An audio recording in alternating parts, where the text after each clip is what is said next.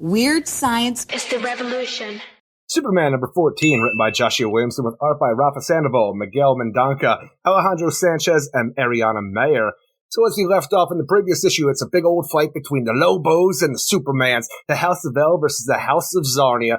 And it's nothing really big, because the idea that we talked about in the previous episode of we talked about, I forget what it was, if it was Action Comics or whatever, it was a special. But it's like, okay, I bet Superman and Lobo, they're going to fight for a bit to put on a good show for General Chackal and his gang, and then they're going to team up against it. But even the fight, though, it's like, okay, we go blow for blow between Lobo and Superman until General Chackal just wraps a chain around Superman and says, "My chains were forged in the fires of apocalypse, pal. They ain't easy to break, and the mission was to bring Superman back to Brainiac so he'd be free the rest of he'd free the rest of my gang." I'm like, "Where the hell did you get chains forged in the fires of apocalypse 1,000 years ago from a Zarnian planet?" Again, we'll never find out. He might be boastful. My problem with that, though, wasn't just the chains. Again, there's your continuity deal. Like, I'm not saying it's not possible. I just want to know how the fuck you got this. What I thought in this is here, when you have this kind of fight, you end up where Chackal throws down the thing to Lobo. Listen, I want you to be my successor, which I still think everybody behind Chackal, all the other Zarnians are like, well, what the hell? Say what? Like, who did they beat up that he pretended that he was going to hang over the gang? But he's like, I want you to be a successor, so you beat up Superman. I thought that this was always a given, that, okay, we wait, Lobo beats the crap out of Superman passes out, then we go. You didn't end the fight. You never did. It ended up almost being to the, oh, by the way, asterisks here, I just wanted to see if you punch him a couple times, but it didn't feel like that. Even though Chackal steps in, wraps Superman up so they can hog tie him back to the Brainiac skull ship, it's like, well, you did good, Lobos. He's still the idea, like, hey, you passed the test, you get to succeed me in leadership when I'm gone. I'm like, what kind of test passing is that? I really thought the idea, and again, it's like, well, we don't have time for this. It really felt like at the point when, okay, I want you to beat him up, and let's see, he never does, though. That's what got me, is the pulling back of it, thinking again. And even in that, you have points where it seems like Chackal kind of like, he slips up, kind of revealing that he was never going to give Lobo the gang. And then Lobo says some things I thought he was going to jump into. That doesn't seem to be a case anymore. No, it doesn't, because even when he says the idea where his chains come out, he'd free the rest of my gang. I mean, your gang, Lobo. You got the stuff, kid. I'm like, look, obviously this feels like you're about to betray him, but does he never get the chance because Brainiac betrays all the Zarnians? Because betrays all of them, and that's my whole point of it is, again, just like you said, first off, I thought that Lobo, nobody tells the main man what to do, you bastard, and even though he likes to beat up Superman, he wouldn't do it to prove to somebody else. But even if he's going to, I thought then Chackal, as he says, my gang, I mean your gang, are you... And at that point, who I'm thinking is the most stupid of all of them isn't Lobo. Lobo's Lobo. It's Superman not taking advantage of this, saying, listen, it's not your gang, Lobo. He's lying to you. He's trying to make you do this. And that's when I thought you'd get Lobo like, wink, wink.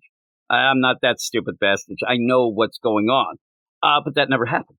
It never happened. And you get, like, again, what happens in these books. Joshua Williamson has a grand old way of doing this. It's happened in this especially. Cliffhanger.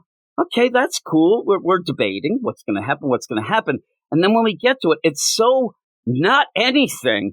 It's just to move on. I mean, this is just to get Superman back to Brainiac, but you had actually come up with something that was bigger for the overall story and even fun.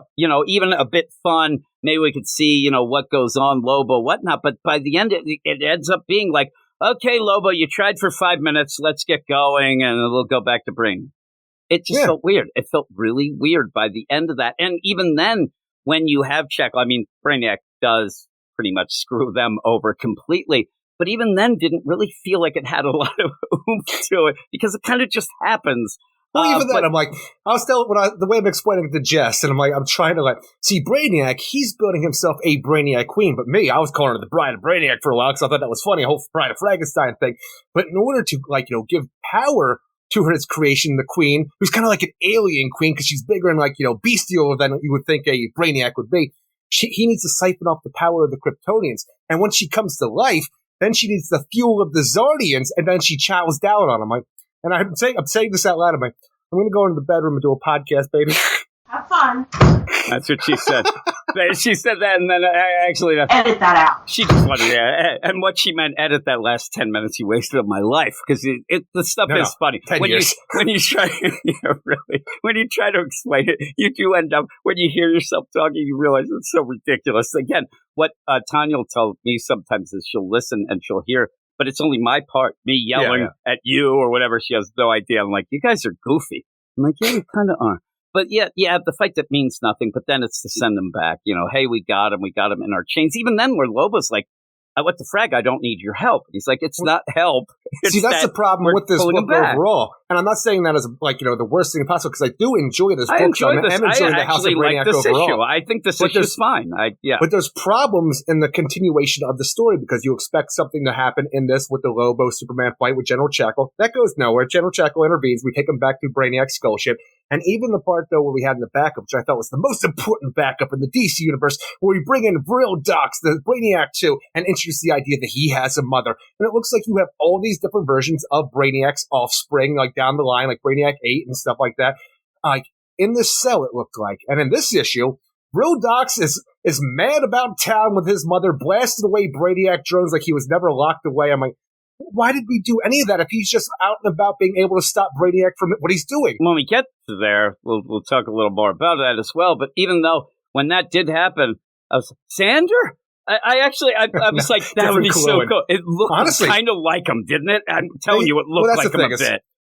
Real Docs does look like Xander from the Supergirl series that we had from a few years ago. And I think, Xander, he could still be out and about. He wasn't in the lost city of or the bottled city of Clu. He's still out there killing it somewhere. It would have been cool if somehow he was like, he could be there for the amount of no people knowing what that is. We barely had of real Docs in the last decade, and I'm thinking about over a decade, and I'm like, somehow Xander's still a deeper cut. Yeah, it is. Again, I think that you really have to explain that it's not worth it. But you end up where, again, Superman is being brought back to Brainiac while Brainiac is doing his thing. And again, you end up having Lena there. And what I think about, say, Joshua Williamson in this, as opposed to what I'll say later in the Wonder Woman book, Joshua Williamson, at least he does remember what he's there for. He does get to it. So when you have big moments, I always want maybe a little more. Sometimes they continue in a weird way or things kind of disappear eventually. But at least you don't completely forget what the hell story you're telling and tell a story of the mind with a rat. I don't need that, Eric. So when you get to this, the big moments, like I wanted what's going on with Lena, everything also feels like, instead of telling a natural progression of a story, it feels like an outline sometimes. Hey, we haven't had Lena in a while. We better show Lena. And then it kind of comes and goes real quick, right? We have a bunch of stuff with the Brainiac offspring. I want everybody in my family here to witness the birth of the Brainiac Queen. So I'm just going to tell you how important you are, little baby girl. I'm going to bring your little bottled ass over to here so you can see and bear witness to the creation of the Brainiac Queen. It's nothing there. It's just to remind us, hey, Lena's important. She's got some Brainiac symbols on her head, and let's just bring her forward. And when I say I want more, what I'm thinking here, again, Lex is there mainly. I mean, he did say, make sure you save me and my dog. Lena was really on his mind about what was going on when she got taken away. I kind of wanted Lex to be here where there's, Brainiac saying, I sought you out. I want to see, as if you're my daughter. And it would get Lex, you know what I mean? Like the whole Brainiac part of it and things like that. I wanted a little bit of a, together deal with that, but he sent Lex away. Lex is with Supergirl who can't even fly. She's grabbing onto the side of walls. And what is that? Because it feels like now that we're in the bottled city of Clu and even upon, in the bottled chamber upon the skull ship, though, and she shrunk down, that Supergirl's powers have been taken away. Because even when we leave the previous issue where she's free falling with Lex into the bottled city of Clu, what are you doing? You can't fly. But apparently she still has enough power left to super strength her way to climb, grab a hold of a wall to slow their fall down. I'm like, what are your powers at this point? What are you able to do? Because in that, if she can't fly, she doesn't have heat vision, but boy, she's strong enough to just dig into a wall of just metal. And then superhero land down and crack up the street like below. That, and her kneecap is still intact. I mean, the way that she lands, the actual street blows up around her as if it's the normal deal of landing. Don't give me this idea. I'm surprised what Joshua Williamson usually would do, where he tries to oh, thank God all my powers are gone, as if it's the ones that you try to activate. I mean, maybe you could do it that way. The ones that you try to activate You don't have enough power for those, but there's a reserve, almost like the Green Lantern ring. It'll always protect you. There's always a reserve there that'll end up at the end. She still has a modicum of super strength and invulnerability, apparently. But we didn't think that was the case, the way that was spelled out. So when she lands like that, maybe it's also but if you're landing from falling that far, you're going to cause some, damage, but not to her. And she gets up. I love that. It's one of those where when you want to see somebody in a movie or something and it's ridiculous like that, like Arnold Schwarzenegger does the craziest feat. He'll rub his shoulder for 2 seconds. Oh, that was tough. You're rubbing your shoulder. That's what she's doing. As if her kneecap is destroyed. It's gone. She can't walk, but she gets up. She's fine. She's there. It would have been cool to maybe that one of them grab a jetpack or something. That's like, but even when we do come down, because you and I were discussing for what's going to happen? How do the Kluans right now feel about Brainiac? Is he a savior? Is he a warden to their prison? What is going to happen when these two people come down in a city full of Kluans? What is going to be the reaction? Well, they ain't going to do shit but this rubberneck on, because the only thing that's going to stop them are Brainiac drones, which thankfully in this issue actually look like Brainiac drones and not just Brainiac like in the previous issue we discussed. Yeah. So here's where people have debated this, and I don't think, but you end up get down. There's Bill Ducks and his mother. So he says, "Get ready, mother." After we pick up the rest of our little family, we're going up, and Lex says, "Mother?" And the way he looks, some people are saying that this is a Kluan version of his mother, or he's wondering, the idea that Lex thinks so quickly of the idea, boom, boom, boom, boom, boom. How does Real Docs have a mother? Because of everything you talked about. Because he's a clone. Real is supposed to be a clone. Supposed to be. Is that something that in your mind, because this just happens, I know you can go with the idea that Lex is really, a thinker. He's a deep thinker. Oh, yeah. I don't know if you know that. Smartest but a quick man on the earth. Yeah, so when you have something where they have just fallen from the sky, not thinking Supergirl has power, she ends up landing. Real Docs comes rootin', tootin', shooting, and then when he says mother, that's what he hinges on. I wish he said, "You have a mother?" Because a lot of people were confused that they think this might be a transformed version of his mom, Alexa's mom. And it just felt weird. Well, that's not true, no. And it doesn't look that, but then I'm starting to think, is this the way that you're going to kind of get a family where it doesn't make sense? But him saying mother, it did seem like some people thought this is him saying his mother. The whole what are you doing point here? is this is a mystery that's to change for this story because something's going on with Real Docs that we don't understand familiar-wise. And I think that where I'm going to tell you where I think that this isn't played out well. It plays out okay for us because you did go at length. People told me so much at length. No, you didn't say that. No. I'm sure they do. When you got that backup, though, that was but the part. Shut the fuck up already. Be funny, clowns. That was the part of the. Edit that out. That was the part of the backup that was intriguing to you as well. You were Lex. I don't know. A lot of people were making that connection right away. They're like, "Oh, Real Docs." Oh, even me. I'm telling you, I'm like, okay, his mom's there. You never knew her. What's up? Maybe it means the where you got the DNA. But the idea where Lex goes, and I think that that's above some people's heads when you go with this, because it wasn't as spelled out. Now it's subtle, and it just comes and then goes again, because then we go back to Brainiac and this idea where even when Supergirl talks to Lex and says, "What the hell, you've been helping him out," and he's like, no, that's not quite the case. We knew this. I mean, the idea that Lex trying to save my daughter. Come on, self-preservation, also his daughter. Everybody actually even says full out, I kind of like being a hero. I'm kind of sick of being a bad guy. I love Super Lex. And says, I actually not only just care about my daughter and myself, I actually care of people who shouldn't die, that they may die. And partly he blames himself a bit in a weird way of maybe seeing what was wrong with Brainiac and letting it go and taking advantage of it, Apex Lex back in the day. And also, I wish they pulled more of that. I'm thinking is you're trying to justify the action. Look, I want to be a good guy. When I read this, I'm thinking to myself, yeah, I understand that. But the last time you were a good guy, when you were Super Lex, were on the up and up, you immediately went from that to Apex Lex and almost ended the multiverse, and the mother of creation. I kind of wonder why they didn't play the idea of when I saw this before, I let it go. I kind of took advantage of it because all I cared about was being the Apex Predator, Apex Lex.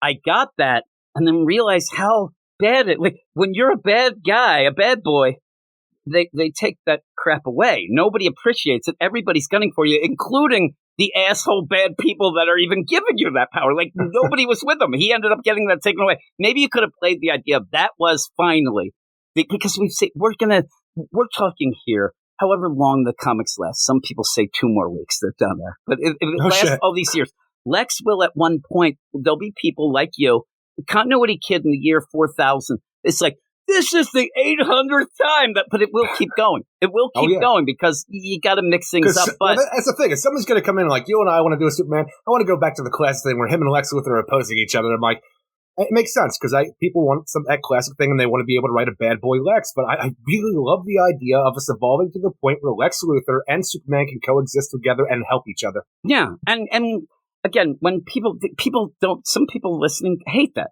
Some people just want Lex villain. Some people just want Poison Ivy villain. Something, but when there's gray areas involved, and that's what I love the most. Again, and we had with a lot of times. This time with Super Lex here, I don't have it as much because I really do believe him. It'll be thrown in my face. But other times, I like that idea, and I love the idea where he's doing something on the up and up, but he's doing it in the wrong way. So Superman walks in and thinks that Lex is doing bad stuff and then is proven wrong. But then later, I like that gray area. I like to wonder, we debate, do you think he really is good or whatever? And so when you have this, it feels like he is good, but I kind of want Lex that. Is right. Yeah, I kind of want that whole deal of like, I don't know if you know this, Supergirl, but I was the Apex, Predator. I was Apex Lex, and it didn't work out for me. I ended up nude in a crater with nothing. Like everything was ripped apart from me just because of them being bad as well. Like nobody's good. If you remember, somewhere stored away, I don't know if it still continues once the multiverse was destroyed and then remade, he should still have a young version of himself from the Batman Superman Generations universe locked away in a freaking stasis pod. How dare you? He should. We'd have to see. Does he have a Wolfman? I don't know. We'll get a Wolfman later. But you end up where all this going on of Supergirl, it makes sense. Before she was losing her mind, but at least she says, well, why were you doing this? And he explains. I went in, there's Brainiac. He has all this knowledge more than anybody. He compartmentalizes at points, but there were cracks in the system. There was the idea that he filled in. And he ends up saying, like, there were things missing, and what filled in the vacuum ends up being a horror show and all this. And it wasn't as clear cut as I thought it should be, because in the meantime, I thought that at one point they were going to say the thing missing is love and family. And Brainiac himself kind of pushes that aside, saying that's kind of goofy, though. I still believe it still looks it, right? And I don't know if especially because he wants the versions of himself, obviously a family kind of unit that he has as a Brainiac, to see the creation and, the powering on of the Brainiac Queen. Like, this is a family event. We all got to be here for this. I'm like, I just hope that in the next issue, it's like, all right, we needed the Kryptonians and the metahumans to power her on. We needed the Zardians to fuel her ass up. I'm just waiting for that third step where it's like, and now eat the rest of us. Yes, yeah. And when you're doing this, too, I was just thinking the idea where Lex, again, he's a guy who likes to do things on his own. A lot of times, like you said, he'll grab different versions of himself. It kind of mirrors a little of what Brainiac's doing it to the extreme. But again, I hope that there is a thing where Lex does even reveal, like, I know what Brainiac is up to and what he's doing, because he kind of is like me. He's kind of a galactic version of me that just wants to be the smartest, wants to know all the things, is trying to find, but can't get out of his own way because it seems that way. But when Brainiac comes in and just, you have and now the drones actually look like drones again when you see them. So I appreciate that. So they come in and grab Lex, and, they're choking him out, and then they end up taking him away. But that's when Superman is brought in by Lobo and the rest of the Zarnians, that it is just this power deal. Parasite and Livewire hooked up along with the Super Twins, Connor, and stuff like that. Everybody who was a part of that main Metropolis deck, they're all hooked up, ready to have their power siphoned off to bring life to the Brainiac Queen. And I do have to imagine, because the way it's described, Lex is cut off because shit goes down about what he's creating. Because, like you said, Supergirl's like, I thought it was from Love and Family. Don't be so naive. And he's about to say what it is, but he's cut off. And I have to imagine, with the idea of that, like, point whatever percent that he's missing of the knowledge, he's gathered all the Brainiacs of the multiverse. He's gathered every iteration of himself. And I have to assume that it's going to be consumed by this one version. So you have a one pure version of Brainiac that has all the knowledge out there. Yeah. Again, though, when he says, though, then as you go forward, which is weird, it gets back to thinking family again, though, because when he gets when Superman comes in, he's like, listen, and even starts to play like, oh, God, well, we're going to get some retcon of some sort of power set or things like that, because when Brainiac says, I used to believe your extraordinary abilities were the result of Kryptonian exposure to Earth's yellow sun. I'm like, yeah, I thought that too, Brainiac. Like, I'm a kind of a dummy, but I kind of think that 100%. And he's like, no, it's more than that, isn't it? I'm beginning to see where else you draw your strength from. And then we just go through panels of kids and family. I'm like, is he just going to say love or family? This is where I thought it was. But he cuts himself off, it seems, because everybody's yelling, oh my God, help, help, help. And is it going to just be like, quote unquote, hope? Is it going to be the spark of light hope? But I'm telling you, what ends up resulting from this, this is not so pretty. I thought it was going to be a little more sexy because he ends up and everybody's getting powered up and everybody's getting when zapped, I see this too, the creation of the Brainiac Queen here, with all the wires coming off her, I just get sent back to a time that I didn't want, where we had that weird Oracle robot that Batgirl created that became sentient at one point. I'm like, I don't need that shit again. Hopefully this is done nobody better. needs that shit anymore. And how much does he need? How much is Brainiac missing? I think it's 0.0. He has it all. I was trying to find it the whole time. But again, he's going to hook himself up, power up everything to then fuel and create the Brainiac Queen. The worst part of this is we kind of know, we don't know how it will get there, but we kind of know that Brainiac Queen is going to go off and be part of Amanda Waller's stuff and the whole Absolute Power. So you wonder, like, is it one of those where, just as me guessing, it's like, we said before, like, what's going on? Now I'm the Brainiac Queen. What's going on? I made you, my love. You're nonsense. You don't have all the info like me. And ends up leaving. Just leaves some ditches in. And he's like, just like what Mrs. was Freeze when Nora was resurrected. Exactly. We said that before. And again, you don't know, like, then we'll get the idea of, you taught me everything. Not everything. Maybe we'll get that sort of craziness. But when you end up at first where it is powering up, poor Mercy. I mean, the rest of them, at least have powers and things. But then again, she's got Lazarus Rain powers. Well, here's the thing, too. When you're saying all this, you also really hinge on some of these heroes of getting their powers sucked out of them. So what are they getting the power of? Is it love? Is it the heart? But you end up where Mercy's just like, I just have a Mega Man arm. That's all I have. You can have it. Like, I shoot lemons. Please help me. And yeah, you even have where Mercy, Mercy is the one who you have to feel sorry for because she does really put her whole life to Lex, but never gets like even a kiss, not even on the cheek. But you have to go to HR for that. There's me at one point where they had to have That's been an employee, at some point, but it still seems like she is just so like there for Lex and whatnot.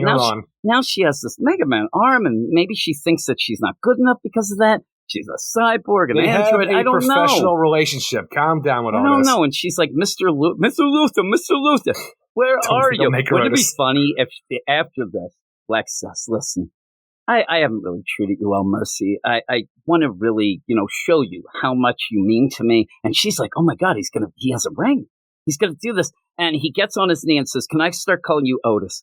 That's all he says. And she's like, go to hell and blast them with the Mega Man arm. We haven't seen him in a long time, but somewhere out there, and Otis already exists. Yeah, I know. Well, maybe that's because he misses Otis. That's he doesn't like Mercy. Have mercy. But yeah, then all of a sudden we get just lightning and stuff coming out of everybody. You have all the wires hooked up to get this Brainiac Queen. And then I don't know what this means, though, because obviously Brainiac then is going to betray the Zarnians now that his Brainiac Queen is powered on. Because years ago when I found your world and stole your city of chaos, I also studied your DNA. You are indestructible, immortal. But when Lobo here committed his Zarnian genocide, he proved you could die. And then at this point you see the Brainiac Queen's, blade fingers start glowing. Now the power of the Kryptonian and the others from his world, have allowed her creation. My greatest achievement, my legacy to the cosmos. I thank you for your service, General. She needs fuel. And I'm like, does this mean, though, that she's getting immortality from consuming and killing these Zarnians? And also, they're able to die, but they're just kind of shredded up and chewed on. I'm like, aren't they going to regenerate? I don't know what you're saying in this. So here's the weird thing about it is, I think by the end, even though this still works, I mean, having a Zarnian city that was grabbed, that doesn't make Lobo, it's maybe some Lobo fans might be upset, but it's one of those things. The last son of Krypton, for crying out loud. There's been 80 sons. So, but it does, I think they're worried that it would maybe lessen Lobo down the line, but it still works. He did end up destroying the deal, right? He did destroy Zarnia, and if you adding these people in, give some more people to kill. And I'm saying you could have this as a thing, but I think that what is happening here is Joshua Williamson, maybe we could appreciate the idea. He's trying to put the toys away before he needs to, and then he's doing a convoluted way to explain things that don't make sense. And at one point, I thought what he was trying to do is say, well, he's now at a roadblock of, well, if the Zarnians can't die, then how did Lobo kill them all? But it's more of Chackal and the rest, where he wants to have them out of the picture, but they shouldn't be able to be. So then he just says that. Does Glowing Fingers Brainiac Queen, does the Glowing Fingers make it like, this is like anti-Zarnia tech, where I could just kill you and you stay dead? It does look like the tier of extinction. The idea of this, what I think is happening, it's not spelled out, because I think if you try to spell it out, it doesn't make sense. I'm going to sap out your immortality, give it to her as straight power, and then we're going to kill you. How do you explain that? How would you do that? I don't think he has an explanation. I think that's what might be happening, that the power, because again, you're going to grab powers out of people, but what powers do they have? And you even have with Superman. He's there, maybe he's so what? Oh, it's not the yellow sun power thing that I'm grabbing. I'm grabbing something else. I just imagine it's almost the life force power that they give off, but through the metahuman gene and or alien power that they possess, where that turns her on through the energy. Now this is, but I'm saying that this now is the fuel outside of the power that she needs to consume. And I don't know if she's just consuming and slashing because this gives her power, or if she's actually using the Zarnian immortality / indestructibility, a healing factor, as a way for fuel. I mean, in my mind, this ends up where the gray area is tough. It ends up where we have a bunch of characters, all different characters. This isn't like you have a million Zarnians and that's it. You have Superman. And when it gets sucked, you're just supposed to think like, oh, all of their things powered up. But in that point, if you end up having the Zarnians there die because, like we said, like guys, grabbing the immortality out of you. The reason why you can't do that to Superman. You can't take his Kryptonian powers, or he doesn't have any powers going forward, because these guys die. So that's where I think it's that special thing that we don't even know what the hell it is. And it's like, it's such a weird fudge at the end to me to say, as you said, I don't understand exactly what is powering her up. But we're going to have to go with it. It powers her up, but I don't know what it means or is, and it just kind of makes me... But it's cool. I don't know. Yeah, like I said, I like seeing the Brainiac Queen. I could go with just the straight-out grabbing the power to be of them, but if you really start to say, like, well, why did that make the Zarnians die? And what does that do to Superman? And what would happen then to, Mercy Grace? Does she lose? Is this a way to get rid of her arm? Because is it grabbing that? But we don't know. I have ideas, but I am not given enough information to confirm those. No, that's what I'm saying. I start coming up with crazy ideas. Exactly. The minute that, and I'm working backwards, like a mystery writer, Eric, I'm working backwards of the idea that it does look like the Zarnians are dead. Like they aren't immortal anymore. But I feel like they should be regenerating, but they look like they're dead, yes. But if they are dead, then somehow the Brainiac Queen has been able to, or Brainiac to the Brainiac Queen, suck out the immortality of them or do something. Or did you just figure out a way to kill them? Yeah, that. Well, remember at one point the big deal with Trib was to, hey, study this city and find out the immortality. You want to live forever? Her whole play was, you're a collector. The best thing for a collector is to live forever. You could collect forever. And he was intrigued, but then kind of got waylaid and doing all the things. He got the empathy. And then he went away. And 1,000 years seems he like came back and it was this gone. out now. But did he? And then you have the stuff. And then at the very end, when you first see the Brainiac Queen, I'm like, okay. Then when you see her again, like, holy crap. Hideous monster with a venom tongue. Yeah. She becomes an alien queen in my mind, how she's all hunched over. That's what it looks like. It looks awful. Like that's not what I thought. And like the idea of you got real ugly, baby. Like, he's like, that's not my queen. Also, just to point out that you end up having Brainiac at the end says, this is going to be personal for me too. I got a personal sacrifice. Is this just like knowledge of all this shit so he'll never do it again? Like I keep thinking everything we see is a out at the end of the story. I think she's going to consume all the Brainiac versions, that we have in our universe and all the other ones to become one unified Brainiac with all the knowledge of all the multiverse. It just says, but I understand this will also mean some sacrifices of my own. I don't think he cares that much about the other things. I think that it's going to be some knowledge that he will no longer have that might cause this to happen again. So that's why we say, why won't he just try again? We'll have to see. We'll have to see how it goes. It's coming to an end soon, so we'll have to see how that plays out. But at the end, you got Brainiac Queen looking hideous and a bunch of Zarnians in a pile. And Lobo probably on the side lighting up a cigar and going, pretty cool. No, he said, and I thought I was brutal.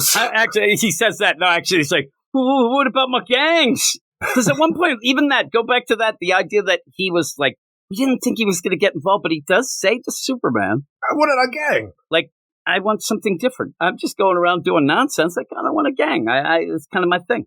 But he's not going to be able to. And we still have to wait for the Power Girl tie-in to figure out how Crush is going to be involved. And those young tough Sarnians could be the gang. Maybe they go up. They're the guy. That's going to be Crush's gang. How funny would it be, though? It's Lobo and a bunch of putz teenage Zardians who are just seem like they're just idiots that he's hanging just with. Staring at their space phones. He can't get their attention. Yeah, exactly. Remember, they were what stinks? Like, remember, they were blaming each other. They're so stupid. We'll see. But what would you give this?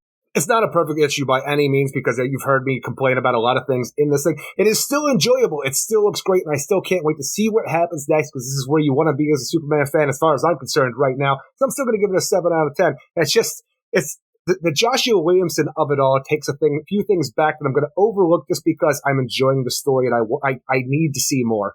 I'm a 7.5, so I'm a little bit ahead of you, but I'm the same way. Some of the things don't make as much sense as I wish. I wish we were explained more, but he does tend to do that where you get some big moments. Now, at the end, here's where we have the end with a pile of what looks to be dead Sarnians. Are we going to play the game that next issue of Action Comics? It's going to be like, that's going to be pushed aside and not explain anything like he tends to do with these big cliffhangers. I don't know. We'll have to see. But it seems like he's not giving, like maybe he just doesn't understand. Even the idea with Frill Ducks coming in and the mother part and Lex, like I think that he either thinks people know a little more than they should, but I think he thinks his story is a little clearer than it is. He has to explain some of these things because some of these things are pretty big. I mean, some of these are big things for Continuity Kid over here. He needs to know these things. I mean, really. I mean, edit that out. Oh, Jesus Christ. I almost hit for that to keep going. I thought when I said that, I thought it was going to keep going. Weird science is the revolution.